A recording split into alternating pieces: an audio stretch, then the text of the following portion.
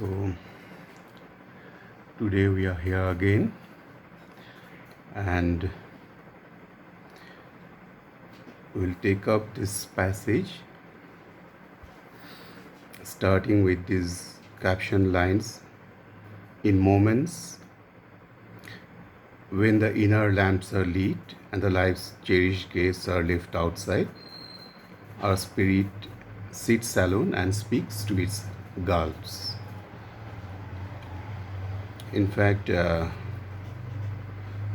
read out this whole passage and we'll dwell upon these. In moments when the inner lamps are lit and the life's cherished guests are left outside, our spirit sits alone and speaks to its gulps. A wider consciousness opens then its doors, invading from spiritual silences. A ray of the timeless glory stoops a while to commune with her seized, illumined clay, and leaves its huge white stamp upon our lives. In the oblivious field of mortal mind, revealed to the closed prophet eyes of trance, or in some deep internal solitude, witnessed by a strange immaterial sense, the signals of eternity appear. The truth mind could not know unveils its face. We hear what mortal ears have never heard. We feel what earthly sense has never felt. We love what common hearts repel and dread. Our minds hush to a bright omniscient. A voice calls from the chambers of the soul.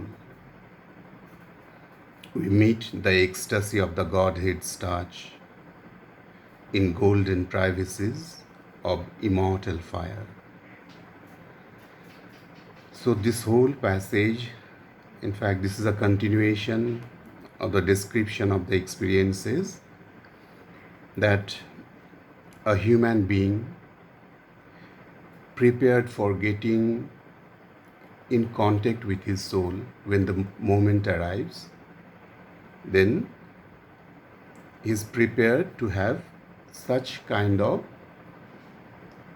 communion with his inner depths, with his inner being, and through these tracks of inner beings,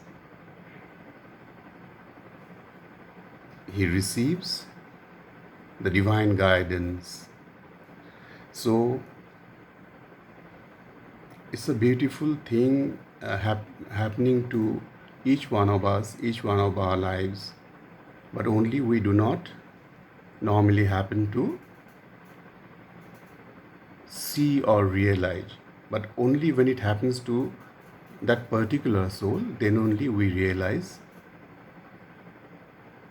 it in a very, very different way. That realization dawns upon us in a very different way, because it is not something which normally happens in our outward life. In fact, in Savitri itself, in book 3, canto 2, probably, yes, 2, Sri Aurobindo has very beautifully given the description of the Divine Mother, that is in the book of the Divine Mother, that at the head, we all know about it, this passage, at the head, she stands of birth and toil and fate. In their slow round the cycles turn to her call. So, a human being always turns to her call, to the Divine Mother's call through serpentine roads, through time's annals, through different births, having gathered different experiences. But when the right moment arrives, there's a knock, not through his mind, but from within, from the soul. Then what happens? He heeds to the call, which is the call of the Divine Mother herself. So in this passage we are taking up today, it's so beautifully given a man's evolutionary journey, and how in those special moments, one leaving aside the outer cherished guests, he says, cherished guests are left outside. So he can rather commune with the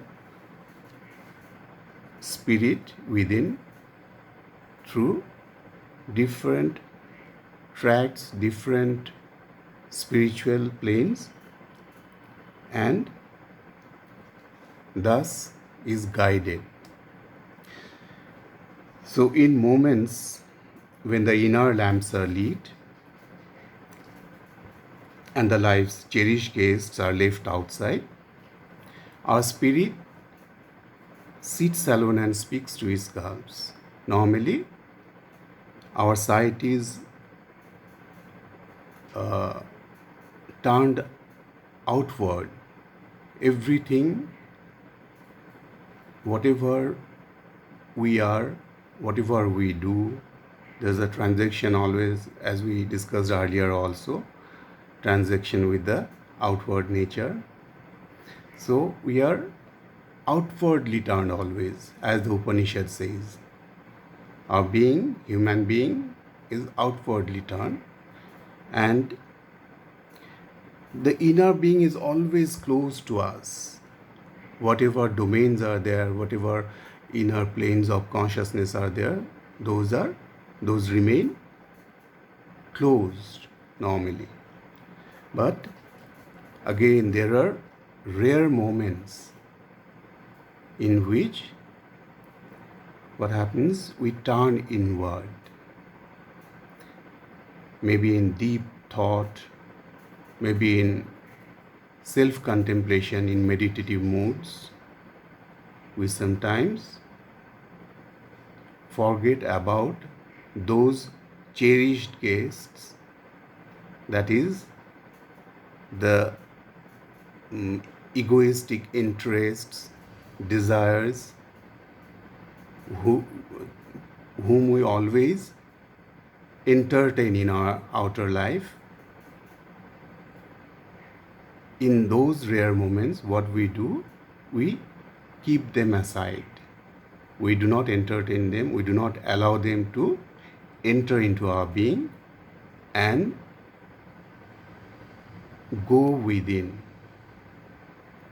and commune in our dates. That is,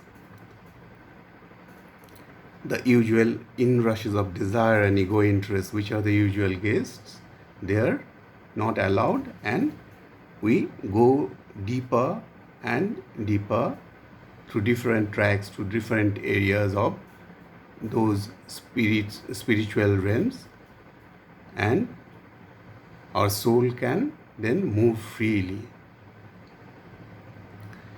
and speaks to its gulps. There are so many realms of the spirits through which it can pass and have all that is the will of the divine for a human being to progress on earth. But normally it is always closed.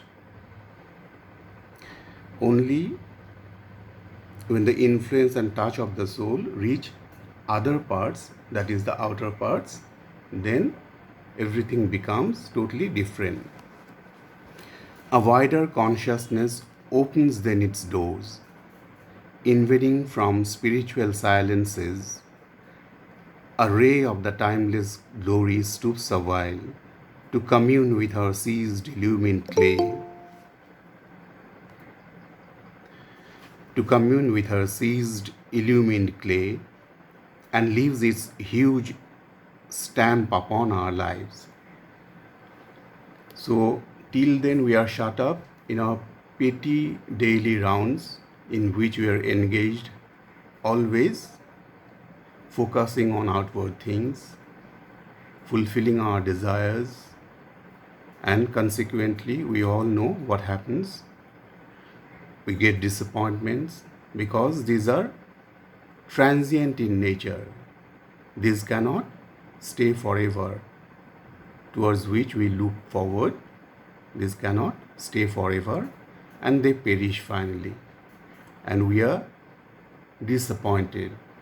Life is such a farce. Life is not what we thought it to be. We think like that. But when we are awake from within, then gradually we dispel all those elements which can distract us. Distract from whom? From soul's guidance.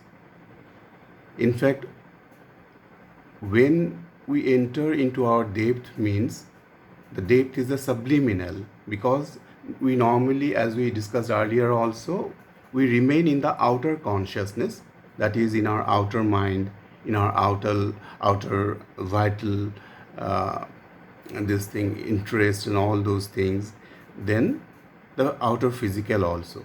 But behind this outer personality, frontal personality, there also is the range which is called the subliminal, which consists again inner mind, inner vital and inner physical worlds, and through this subliminal, the inner depths, we can ascend in our spirits and have those divine states which normally would lead us, progress us towards the divine. So the doors of a consciousness wider than ours are then opened through these subliminal tracts.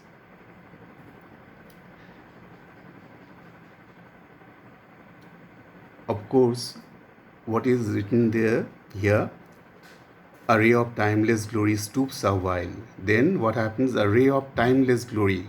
Timeless because it is when we are here on earth, we construct those what we call different, we give names like time. We are confining ourselves, we are binding ourselves to something. But there, it is eternal. There is no limit of time. There is no limitation at all. It is beyond time and it is timeless and eternal.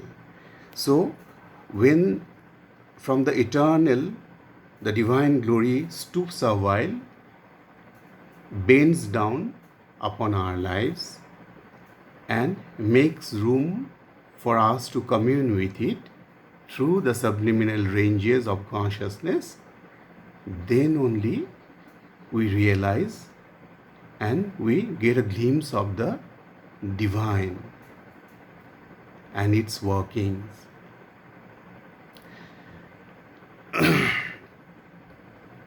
Then our life is never the same afterwards. In the oblivious field of mortal mind, revealed to the closed prophet eyes of trance, or in some deep internal solitude, witnessed by a strange immaterial sense, the signals of eternity appear. Normally, Our mortal mind is oblivious. We do not know what is there behind the frontal consciousness. What we know by the outer mind. We do not know anything beyond that. But when the revelation comes in some deep solitude, witnessed by a strange immaterial sense, the signals of eternity appear. They appear indeed in the field of mortal mind, which is normally insensible.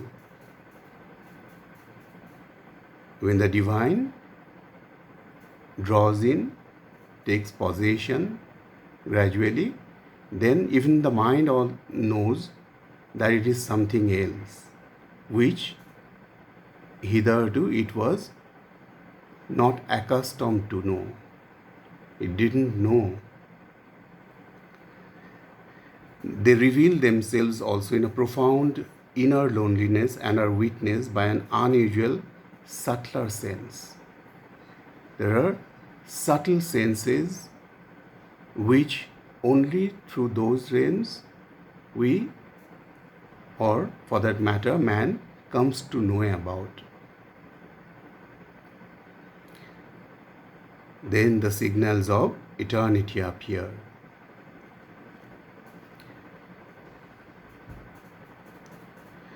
The truth mind could not know unveils its face.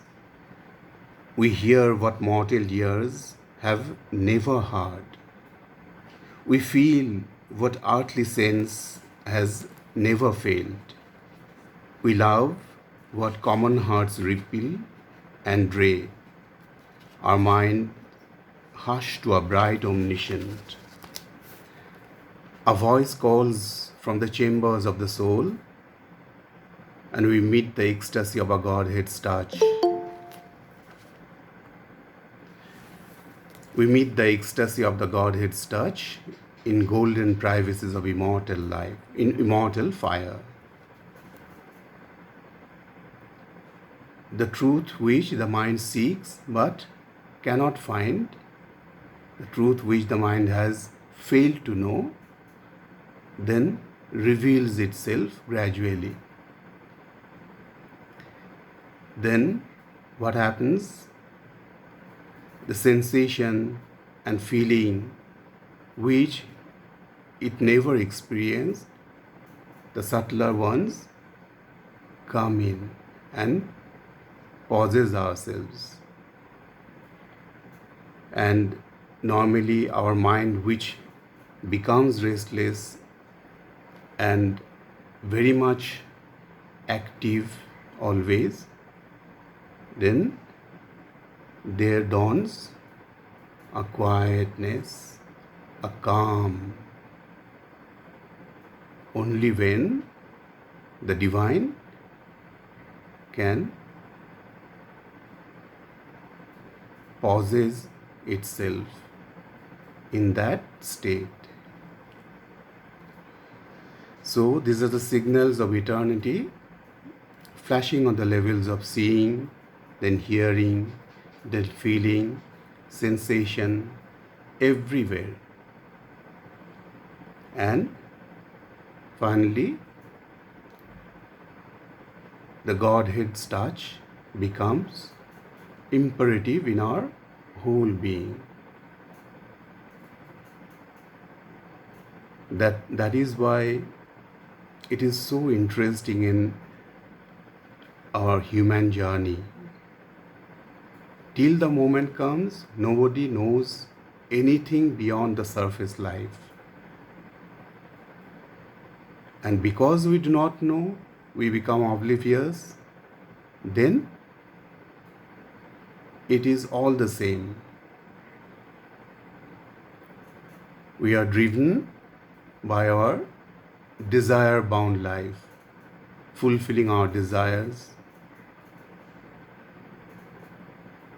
fulfilling our interests, but again, because it is limited in its scope and nature, it has to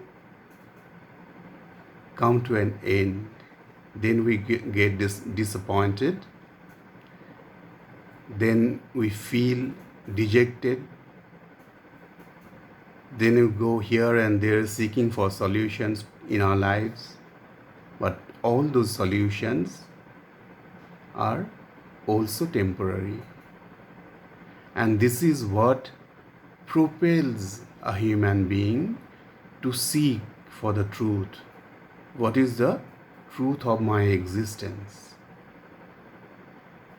Why I am here, if only to suffer, if only to toil on earth? Why do I take birth on this earth? But we only realize it that there is a divine plan, and according to that greater plan, everything is moving towards its fulfillment. Even through these outer mesh which we call life, even through all these through which we try to fulfill our desires, try to do things and get something out of it, satisfaction or whatever we may call it, even through these, the divine takes the opportunity to push us forward so that when the moment comes, the hour of God, then we can be prepared and we can have a touch, we can have a glimpse of the truth, even though not fully, but even to start with, so that we become certain about a life which can turn from this chaotic life to life divine. And the day it happens, it is only the Divine Mother who would be too happy to embrace all her children in her bosom. And she always waits for that cherished moment. But for us, it takes a long, long time, eon serpentine. That is why Sri Aurobindo writes, in her slow round the cycles turn to her call. She is waiting for us. From time immemorial.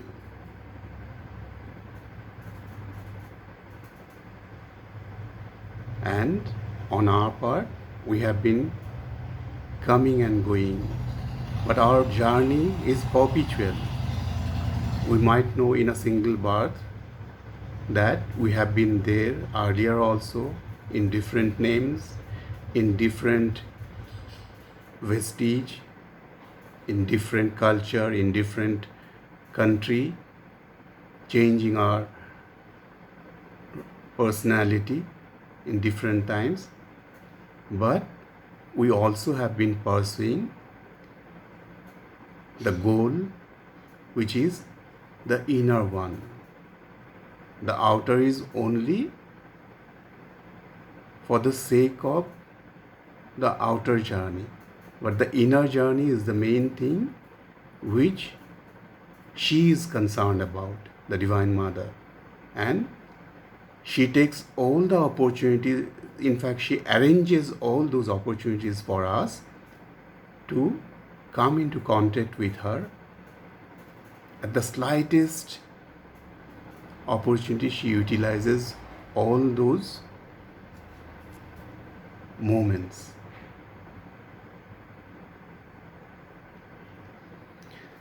So this is all we have today. In fact, this particular chapter, Secret Knowledge, on which the whole of Savitri is based, because on revelation of this secret knowledge through different planes of consciousness only,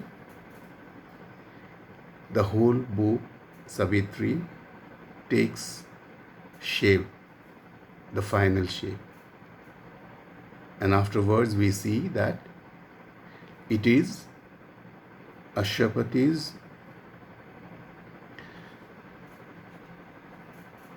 absolute aspiration, not for himself, but for the earth, symbolically of course,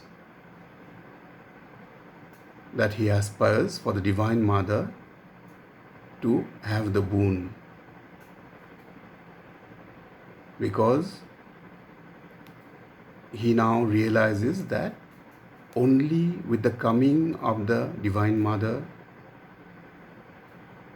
here in this book Savitri, it will be possible to have a divine life on earth. And that is the most cherished moment for the humanity, for which, even without knowing, humanity is progressing towards that end. Jai Ma.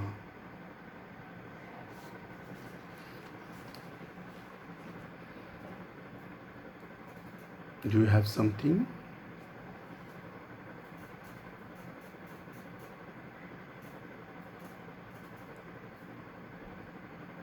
Or you can close the session, please.